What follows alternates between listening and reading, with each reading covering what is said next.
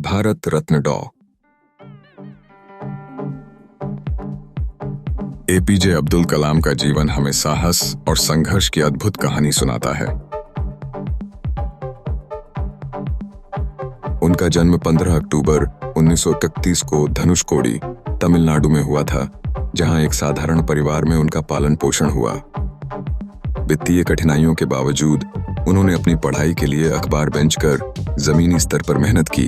वे जानते थे कि सफलता केवल कड़ी मेहनत से प्राप्त होती है, इसलिए कलाम का जीवन में हमेशा आगे बढ़ने का प्रयास किया। वे अपने देश के लिए एक प्रेरणादायक व्यक्तित्व थे।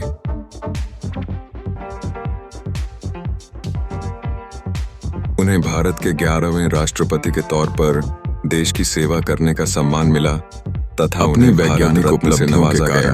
वे भारतीय मिसाइल कार्यक्रम के जनक बने। अग्नि और पृथ्वी जैसी मिसाइलों का निर्माण कर उन्होंने भारत को एक नई ताकत प्रदान की।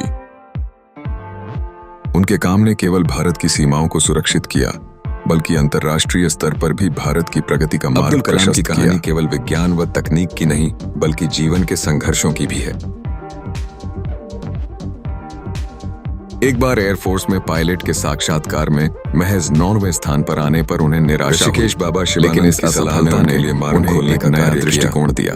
बाबा ने कहा कि असफलता वास्तव में एक नई दिशा को परिभाषित करने वाली हो सकती है।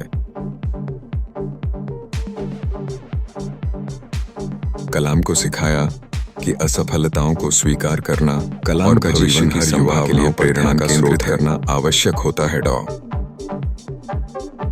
वे अपने कार्यों, सिद्धांतों और दृढ़ता के माध्यम से यह दर्शाते हैं कि असफलता अंतिम नहीं होती। उनका देशभक्ति का जज्बा और निस्वार्थ सेवा का भाव आज भी लाखों दिलों में जिंदा है।